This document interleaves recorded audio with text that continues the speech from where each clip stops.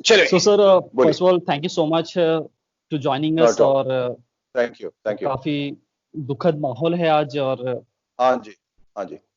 सबसे पहले तो मैं ये जानना चाहूंगा सर, जब आपने पहली बार ये सुना कि ऐसा कुछ हो गया है सुशांत के साथ, सुशांत ने ऐसा कुछ कर लिया, स्टेप ले लिया, तो क्या मतलब क्या फील कर रहे अविश्वसनीय, अभी तक ये स्तब्ध हैं हम सब, अभी तक ये समझ ही नहीं पाए कि ये कब कैसे हो गया, और ये वाकई हुआ भी है या ये ऐसे जी ही कोई खबर निकल के आ गई। बहुत मुश्किल है बिलीव करना, इस तरह का एक हंसता खेलता नौजवान जो सफलता की सीढ़ियां चढ़ रहा है, और ऐसा देख के बाहर से लग रहा है कि इसके पास तो सब कुछ है, और उसके बारे में जब कहा जाता है कि उसने आत्महत्या कर ली, तो बिल्कुल ये विश्वास करने वाली बात ही नहीं है। बहुत शॉकिंग था, बहुत ज्यादा शॉकिंग था, और मेरे ख्याल से मेरे लिए नहीं, पूरी दुनिया के लिए, सब लोगों के लिए बहुत ज्यादा शॉकिंग था। और शॉकिंग ये भी था कि पुलिस ने आते ही कैसे कह दिया कि ये आत्महत्या है। ये क्यों नहीं कहा कि आत्महत्या प्रतीत होता है या संदिग्ध मौत लगती है, हम जांच के बाद आपको बताएंगे ये आत्महत्या है या इसमें कोई फाउल प्ले तो नहीं, लेकिन ऐसा बता दिया गया। फिर मुझे ऐसा लगा कि भाई आत्महत्या करने वाला, खासतौर पे सुशांत सिंह जैसा नौजवान अगर जाता तो एक सुसाइड नोट तो जरूर छोड़ के जाता, ताकि जो इर्द गिर्द के लोग जो हैं, जिनसे वो प्यार करता है और जो इनसे प्यार करते हैं, वो कम से कम शक के दायरे में नहीं है। वैसा नहीं हुआ तो थोड़ा सा एक एक शक, एक शुभा, एक ऐसा लगा कि ऐसा ऐसा कैसे हो सकता है। फिर बहुत सारे तथ्य बार बार और हर तरह से और हर तरीके, हर कोने से निकल के आने लगे। फिर आवाजें उठने लगी कि इसकी जांच होनी चाहिए। मैंने बड़ी तेजी से आवाज उठाई कि भाई, जब इतने सारे सवाल उठ रहे हैं और इतने सारे लोग जो हैं आपसे सवाल कर रहे हैं, मुंबई पुलिस से भी कर रहे हैं, और तो एक जांच में क्या हर्ज है, कुछ नहीं, और होना ही चाहिए, कम से कम इस केस को क्लोजर चाहिए। और उसको लेके मैंने hashtag justice for Sushant forum की शुरुआत की, जहां लोग बहुत जुड़े। फिर मैं परसों पटना भी गया था, उनके पिताजी से भी मुलाकात की।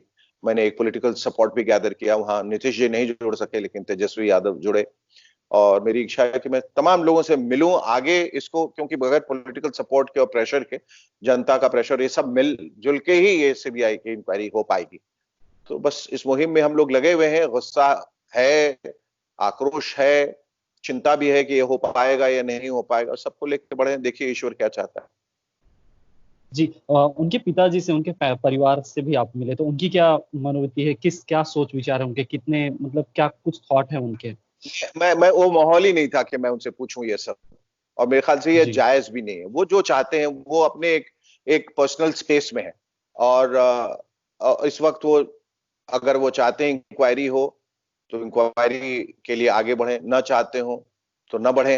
लेकिन मैं उनके बिहाफ पे नहीं ये मुहिम मैंने आगे किया है कि वो आए तो मैं जी अपनी मुहिम, ये मेरी अपनी एक लड़ाई है, लोगों की लड़ाई है, जनता की लड़ाई है, क्योंकि वो फिल्म इंडस्ट्री से थे, एक दूसरे परिवार से भी थे, न सिर्फ वो परिवार बल्कि इस परिवार से भी थे। और वो माहौल नहीं था कि मैं उनसे पूछूं ये सब।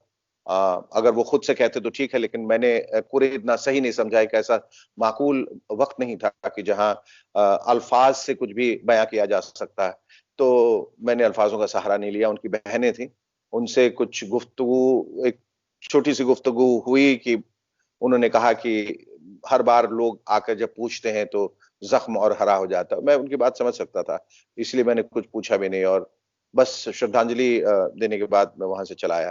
तो 10 मिनट की मुलाकात थी, बस अगल बगल बैठे रहे, और मुझे ऐसा लगा कि मुझे इस गम में शरीक होना चाहिए था, और मैंने अपना फर्ज निभाया। जी। जैसा कि सुशांत की जब सबके सामने खबर आई कि उन्होंने आत्महत्या कर ली है, तो सबसे पहले जो सभी की जुबान पे ये बातें आने लगी, नेपोटिज्म और ये परिवारवाद, जातिवाद, ये सब चीजें काफी बढ़ चढ़ कर सामने आई। सर, आपने लंबा अरसा दिया है इंडस्ट्री को और बखूबी इस बातों को आप जानते हैं, समझते हैं, तो उसके बारे में क्या कुछ कहना है आपका? क्या इतना हावी हो सकता है देखिए, नेपोटिज्म की किसी की जान ले ले? मुझे नहीं लगता कि सिर्फ हम्म, नेपोटिज्म की वजह से कोई अपनी जान दे देगा। वजहें और भी होंगी, जी मिलजुल के एक बड़ी वजह बन जाती है। उसमें इमोशनल जी टर्बुलेंस भी हो सकता है, आपकी अपनी वजहें भी हो सकती हैं, आपके अपने जो डिप्रेशन थे जिससे आप जूझ रहे थे, आपके अंदर का जो डीमन है उससे आप लड़ रहे थे, अपने अंदर की नेगेटिविटी को आप फाइट कर रहे थे। तो बहुत कुल मिला के ये हो जाता है, आदमी डिप्रेस जरूर हो सकता है। अगर आपको प्रताड़ित किया जाए, आप डेफिनेटली डिप्रेस होंगे। आप देखेंगे सोशल मीडिया ऐसा हुआ है और मैंने पढ़ा है कि सोशल मीडिया में ट्रोलिंग के बाद लोगों ने आत्महत्या कर ली। ये कई जी, ये और ये सत्य भी है कि उनको जी, जी, सहा नहीं गया, उनको इस तरह से प्रताड़ित किया गया, इतना उनका मनोबल गिरा दिया गया कि उन्होंने जाके आत्महत्या कर ली। हालांकि सुशांत उस किस्म का मुझे नजर नहीं आया, वो एक स्ट्रांग नहीं, विल्ड लड़का था और कर्मठ जीवट, हर जगह उसने कहा कि मैं ये लड़ाई लड़ूंगा, और ये उसकी कर्मठता का ही प्रमाण था कि वो टेलीविजन से फिल्मों में आ सका और अपना सिक्का जमा सका। तो लेकिन यही है कि आपका हुनर और आपकी सफलता ही आपके खिलाफ चली जाती है कि जो कुछ नेक्सस में जो लोग हैं, जो सिंडिकेट बनाए हुए, उनको फिर खतरा पैदा हो जाता है। फिर वो नहीं जी, चाहते कि वो पनपे, उनको रोकने की भरपूर कोशिश की जाती है कि जो लोग ऑलरेडी जो कब्जा किए हुए हैं वो उस स्पेस को वो शेयर न करें। तो जी। वजहें बहुत हो सकती हैं, लेकिन जो भी वजह हो ये बहुत दुखद है और एक बड़ी ट्रेजेडी है। अ, शिखर सर, अगर बात हो तो आपकी आखिरी मुलाकात सुशांत से क्या रही? मतलब क्या कुछ जानने का उनसे मौका मिला? कुछ ऐसी मुलाकात हो, कुछ उससे कोई? मेरी मुलाकात उनसे 10 साल पहले या कोई 9 साल पहले झलक दिखला जाके सेट पे हुई थी, जब वो मेरे को ओके, कंपेटिटर थे, हम दोनों ही उसमें ओके, शामिल थे। ओके। और कोई 3 महीने जी, का वक्त, क्योंकि एक लंबी अवधि के लिए चलता है, तो हर रोज साथ में डांस जी, करना, साथ में बात करना। और मेरी पहली मुलाकात उनसे तब हुई जब मैं उस शो के प्रथम एपिसोड में, अध्याय में प्रथम आया था, फर्स्ट। और जी, जबकि सुशांत मुझसे बहुत बेहतर डांसर थे, लेकिन मैं प्रथम आया था शायद मेहनत की वजह से। तो मेरे पास आए और जी, बोले, भाई हमें तो नहीं मालूम था कि आप इतने कमाल के डांसर हैं और आपने तो ये जीत लिया। मैंने कहा नहीं नहीं, ये सिर्फ मेरी मेहनत का नतीजा है, आगे आप ही लोग बढ़ेंगे। मैं तो सिर्फ ये देखना चाह रहा था कि मैं लोगों के सामने डांस कर सकता हूँ कि नहीं, और वो मेरा मकसद जो है वो मैंने हासिल कर लिया, जिस मकसद से मैं आगे निकला था, जिस मंशा से। और उसके बाद हमने साथ साथ 3 महीने साथ में उठना बैठना, खाना पीना, नाचना, ये सब था। एक बहुत ही सहज सरल लड़का। और मुझे याद है कि वो हमेशा मुझे एक चॉकलेट लाके दिया करता था, उसको कहीं से पता चल गया था कि ओके, मुझे चॉकलेट बहुत पसंद। वो कैडबरी चॉकलेट लाके दिया, शेखर आपके लिए। तो हंसमुख था, जिंदा दिल था। उसके बाद कभी मुलाकात नहीं हुई। एक बार फिर मेरी मुलाकात हुई पृथ्वी थिएटर में, किसी थिएटर फेस्टिवल में उससे मुलाकात हुई, ओके, क्षणिक, थोड़े टाइम के लिए, और बस उसके बारे में मैं सुनता ही रहा, यहाँ वहां से मुलाकात नहीं हुई। एक कोई दोस्त है जो हमारे कॉमन फ्रेंड थे, उन्होंने आके बताया कि वो आपसे मिलना चाह रहे हैं, और बस वो जानना चाहते हैं कि कैसे आप शोज करते हैं, कैसे होस्ट करते हैं, या कैसे अभिनय करते हैं, कैसे शब्दों का चयन होता है, वगैरह वगैरह। लेकिन वो बात फिर आई गई हो गई और मुलाकात हमारी नहीं हुई। और बस सुनता हूं तो ये सुनता हूँ, ये ट्रेजेडी। काफ़ी खबरें ये भी आई कि करीब 50 सिम कार्ड उन्होंने बदले। ये सब खबरों में कितनी सच्चाई है इसमें? ये तो यही तो जांच का विषय है। ये जी, सारी जो अटकलें लगाई जा रही हैं, जो सारे जो अनुमान लगाए जा रहे हैं, जो सारे स्पेकुलेशन, यही तो जांच का विषय है कि इसमें है कितनी सच्चाई। और अगर जी, इतनी जगहों से ये बातें उठ रही हैं, तो कुछ ना कुछ सच्चाई तो होगी। या हो सकता ना भी हो, लेकिन होनी चाहिए, क्योंकि इतने सारे लोग बोल रहे हैं एक साथ, तो सब लोग गलत नहीं हो सकते। तो सिम कार्ड वाली बात भी मैंने भी सुनी थी कहीं कि वो उनके इतने सिम कार्ड चेंज हुए।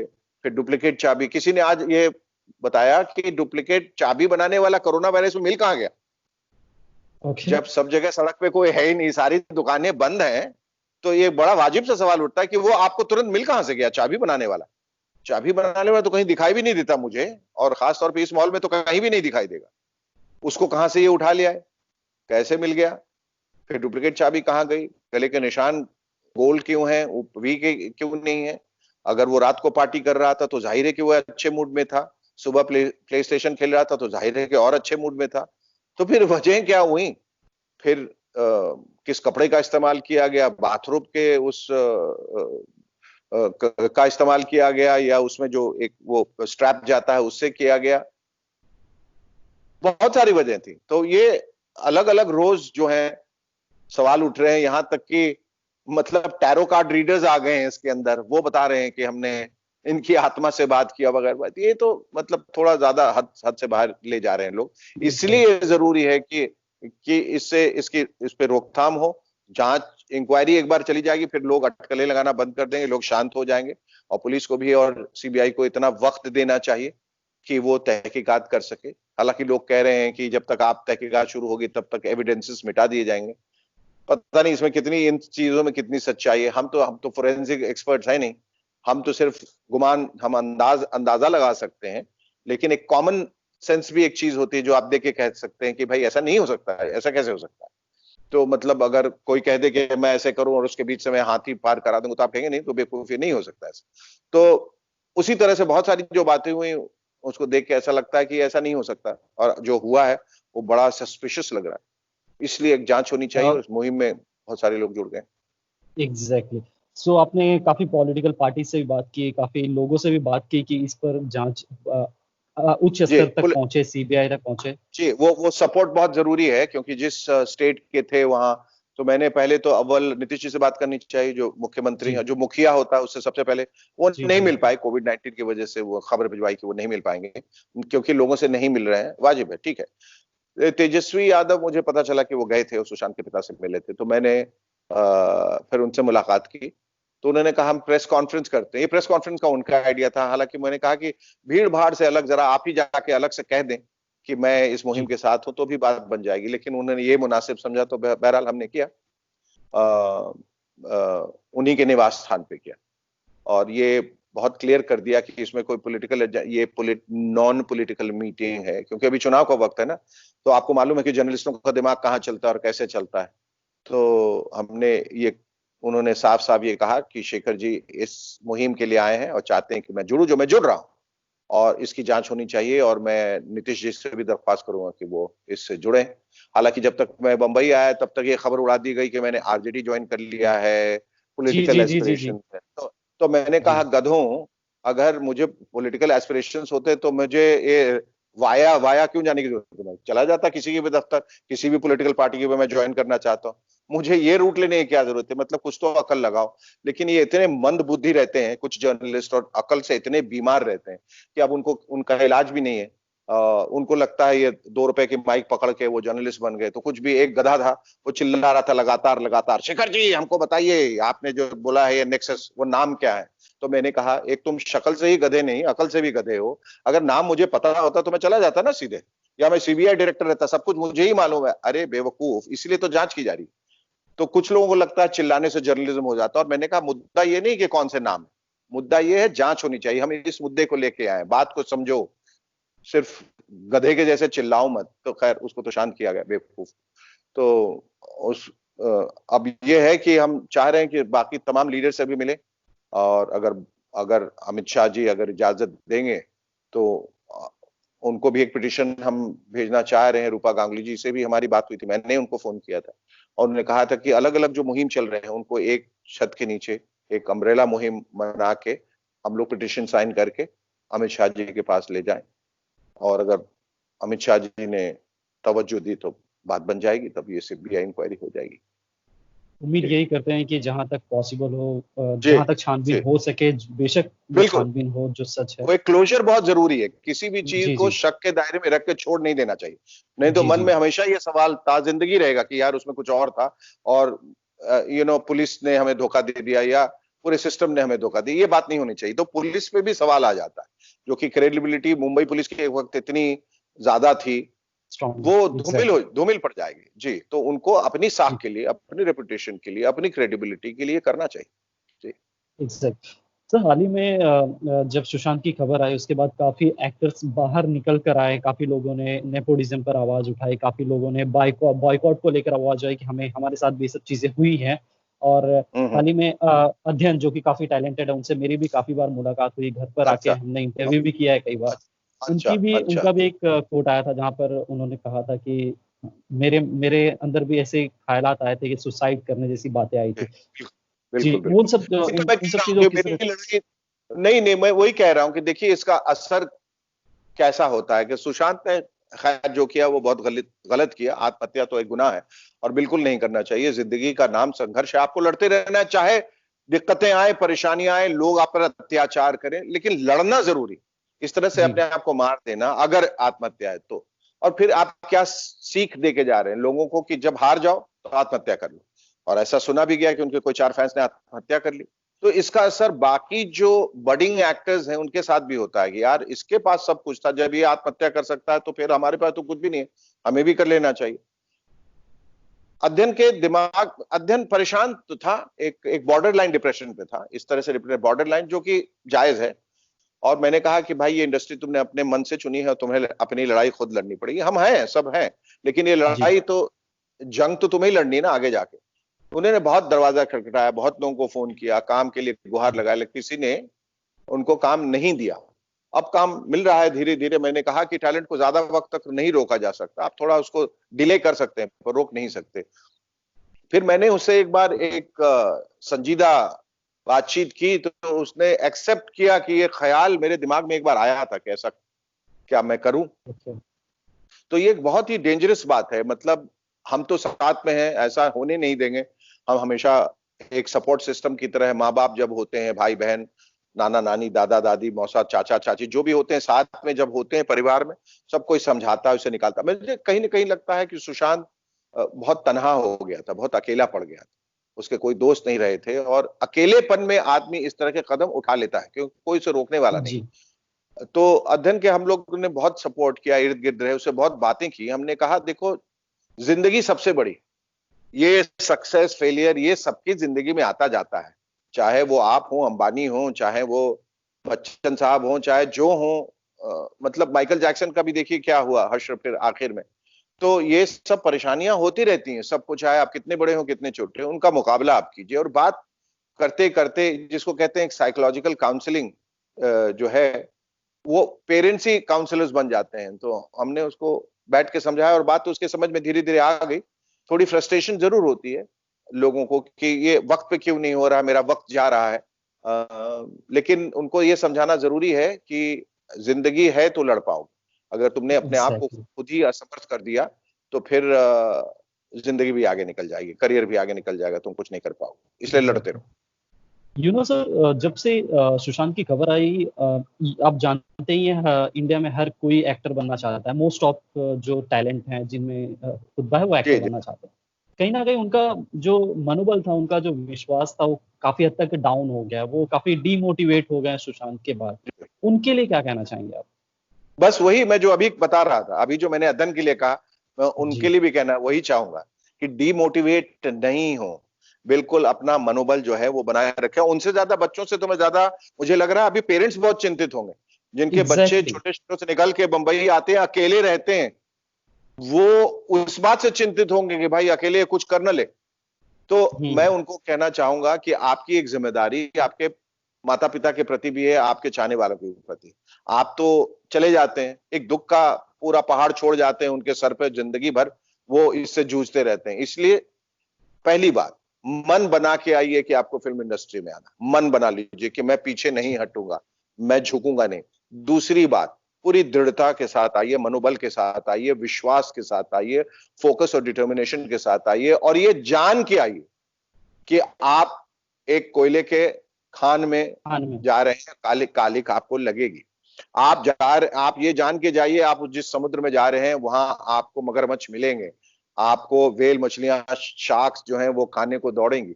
आपको अपना बचाव खुद करना है और लड़ते रहना, थोड़ी समझदारी से, थोड़ी चालाकी से, थोड़े अपने विश्वास, थोड़े अपने ताकत के साथ आगे बढ़ना है। एंड एक never say die, I am not going to give up, ये वाला एटीट्यूड रखना बहुत जरूरी है। और अगर आप में हुनर है और वो विश्वास है और आप अडिग रहे, तो दुनिया की कोई ताकत आपको सफल होने से रोक नहीं सकती। बेशक। सर, अगर बात हो तो आज इंडस्ट्री हमेशा मानी जाती है, हमेशा हम मानते भी आए हैं कि एक फैमिली है। और जैसे कि आपने एक मुहिम उठाई है, और भी कुछ एक्टर्स हैं, कुछ टैलेंट है जो आपका सपोर्ट कर रहे हैं, जस्टिस फॉर सुशांत राजपूत। लेकिन इंडस्ट्री में इतने लोग हैं, किसी ने इसे प्रमोट नहीं किया, ना इस बात को आगे बढ़ाया। मतलब क्या कुछ वजह है? कोई, क्या रीज़न है? आप देख लीजिए कैसा परिवार है। जवाब तो आपको खुद ही मिल गया। अगर परिवार है तो ये कैसा परिवार है जो एक दूसरे के दुख में शामिल ही नहीं होता? तो यानी कि ये झूठ है कि ये परिवार है, ये परिवार है ही नहीं। ये तो कुरुक्षेत्र का मैदान है, जहां भाई भाई आपस में लड़ रहे हैं और आपस में एक दूसरे को काटेंगे राजगद्दी पाने के लिए। ये सब झूठ है, ये सब एक ढकोसला है, ये सब नकाब है चेहरों पे लिए घूम रहे हैं, ये बेरूपिये हैं। ये जिंदगी में इतने रोल्स करते हैं, ये लोग भूल ही जाते हैं कि उनका अस्तित्व, असली अस्तित्व क्या है। या बाकी के भी जो लोग जो है, ये सब झूठी बातें। आप अगर किसी भी तरीके से सफल हैं, हो गए, खुशकिस्मत हैं, तो समझ लीजिए आपके लिए एक जगह है थोड़ी जहां आप सांस ले सके, वरना कोई परिवार वगैरह नहीं है। आपसे गले मिलके आपके पीठ पे खंजर मारने वाले लोग हैं, आपकी लाशों पे चढ़कर फिल्में लेने वाले लोग हैं, आपको दरकिनार करके खुद संभलने वाले लोग हैं, आपको गिराकर खुद संभलने वाले ये वो लोग हैं जिन्होंने कभी इस परिवार के बारे में कुछ नहीं किया। बस सब सिर्फ घड़ियाली आंसू जो है जितना बहा लीजिए, इनसे डायलॉग बुलवा लीजिए, ट्विटर पे तरह तरह की चीजें लिखवा लीजिए, इंस्टाग्राम पे स्टाइलिस्ट के साथ कपड़े पहन के और बाल बना के मेकअप करके जितनी नौटंकी करवानी है करवा लीजिए। बाकी अगर आपने जरा सा भी कुरेदा तो एक खोखला सा कंकाल निकलेगा अंदर से। बेशक इस केस के बाद तो हर कोई, जैसा कि इंडस्ट्री वालों को ही पता था या उनके करीबियों को ही पता था कि ये चकाचौंध भरी जो जिंदगी ये है सब अंदर से सब कैसी झूठ है। है, ये सब झूठ है, ये सब झूठ है। ये कहते हैं ना कि वो कूड़े के ऊपर अगर आप वर्क लगा ले, जैसे पान के ऊपर वो चांदी का वर्क लगाते हैं ना, तो गंदगी के ऊपर इन्होंने वर्क लगा के कह रखा है कि अंदर सोना है चांदी, कुछ नहीं, सिर्फ गंदगी है, खोखली है इंडस्ट्री। कभी बदलाव आएगा, उम्मीद है सर? भाई साहिर साहब ने तो कहा था कि वो सुबह कभी तो आएगी, तो उम्मीद से आगे बढ़ रहे हैं कि वो सुबह कभी तो आएगी, जरूर है। अगर कहना चाहूं तो मैं यही कहना चाहता हूं कि बदलाव आएगा और हम एक दिन कहेंगे कि वो सुबह जरूर आएगी, वो सुबह आ चुकी है। वक्त लगेगा, मुझे मालूम है, सिस्टम को बदलना आसान नहीं होता, लोगों को बदलना आसान नहीं होता। हम एक ऐसे मशीनी युग में और डिजिटल युग में आ गए हैं जहां जज्बात बिल्कुल खत्म हो गए। उस जज्बात को जिंदा करने में वक्त तो लगेगा, लेकिन वो सुबह जरूर आएगी। बेशक उस दिन का इंतजार होगा सर कि कब टैलेंट को बढ़ावा दिया जाएगा, इस तरह की डिस्क्रिमिनेशन को बगल में रखकर टैलेंट को कब बढ़ावा दिया जाएगा, उस दिन का बेशक इंतजार रहेगा। Sir thank you so much हमसे बात करने के लिए। थैंक यू, उम्मीद थैंक यू करते हैं कि जो मुद्दा आपने उठाया है वो एक अंजाम तक पहुंचे। थैंक यू सो मच हमसे बात करने के लिए। Thank you, thank you, thank you, thank you sir.